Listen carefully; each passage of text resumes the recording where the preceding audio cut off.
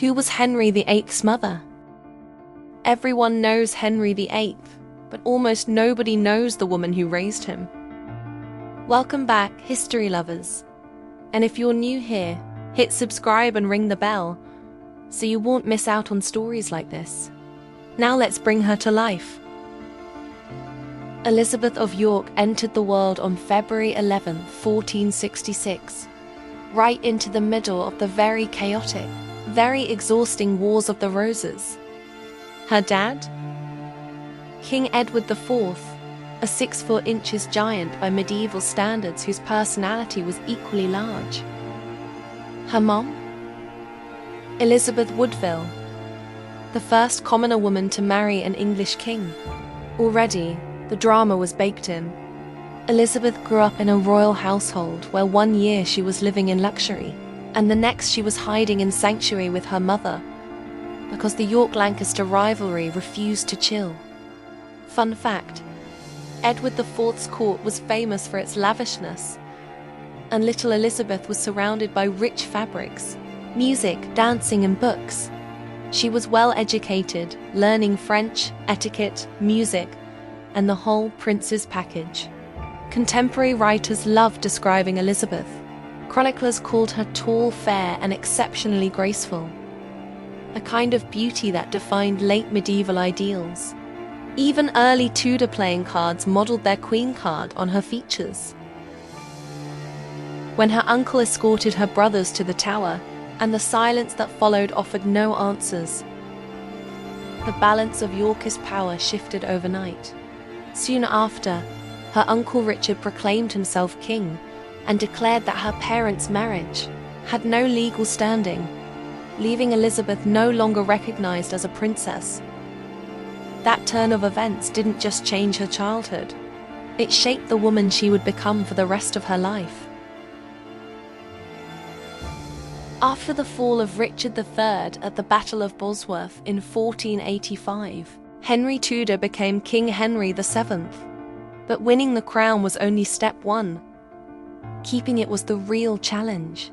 The country had endured years of back-and-forth royal claims.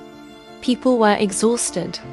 There was only one thing that could unite Lancaster and York: a marriage between the new king and Elizabeth of York.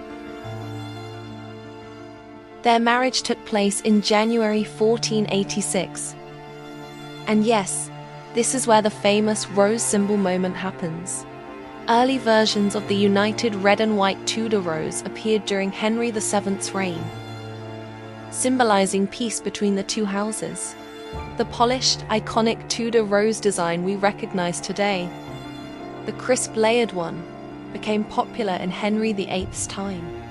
Fun fact, the Tudor rose is still everywhere in the UK, on coins, passports, police badges, royal buildings, even the ceilings of Hampton Court Palace.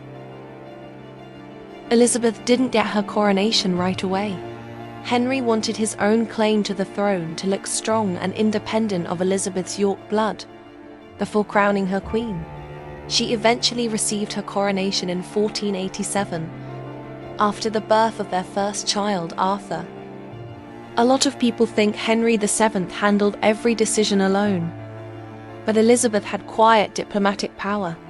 She was the one who corresponded with Queen Isabella of Castile during the early marriage negotiations between Prince Arthur and young Catherine of Aragon, meaning Elizabeth helped arrange the match that later created Henry VIII's first queen.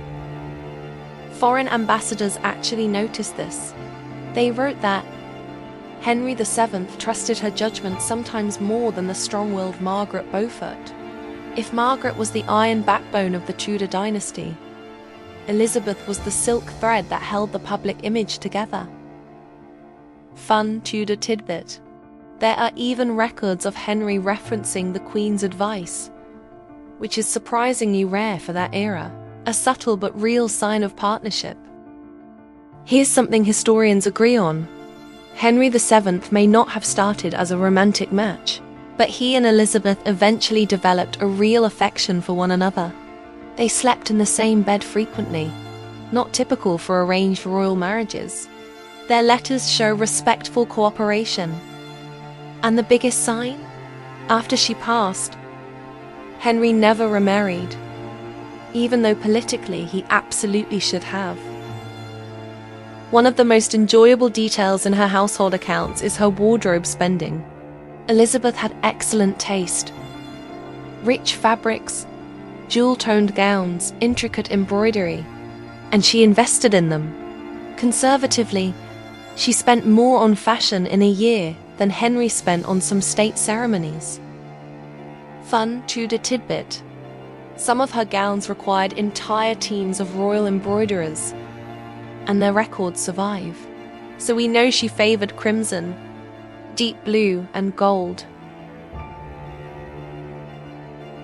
Elizabeth had 7 children, 4 of whom survived: Arthur, Margaret, Henry, and Mary.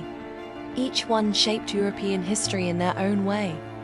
Arthur, the heir, was groomed from birth. He was bright, gentle, and famously married Catherine of Aragon at 15.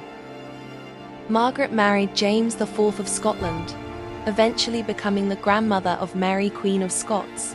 Mary married Louis XII of France briefly before returning to England to marry Charles Brandon.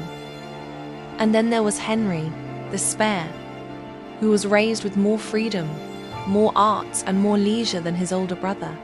Elizabeth visited her children daily, paid for their tutors, musicians, and caregivers, and ensured Henry had the best cultural education possible.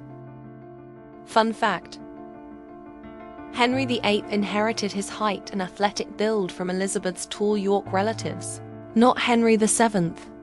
She literally helped shape the Tudor image physically. Fun Tudor tidbit: one ambassador noted that Henry VIII resembled his mother more than anyone else in the family, both in looks and personality. Elizabeth's life story, especially her experience of dynastic instability, likely shaped Henry's lifelong obsession with securing the Tudor line. Elizabeth gave birth to a daughter, Catherine, in 1503. Her little girl's life was tragically brief, and Elizabeth herself passed away shortly afterward, on her 37th birthday. Her death was documented across Europe. Ambassadors wrote letters noting the grief in the Tudor court, especially from Henry VII. Tudor tidbit: her passing caused Henry VII to withdraw from public life for a long period. He also built one of the most beautiful Tudor tombs for them to rest in together.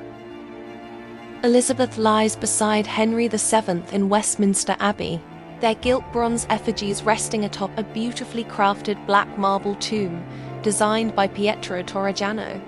The monument remains one of the most striking royal memorials of the early Tudor age. She wasn't dramatic, loud, or scandalous, which is why she's so often overlooked. But her influence runs through every part of Tudor history. Elizabeth was never a commanding or outspoken figure, which is why her story is sometimes overshadowed. Yet the stability she brought to the Tudor dynasty was nothing short of remarkable. In the end, her calm presence became the foundation of an entire dynasty.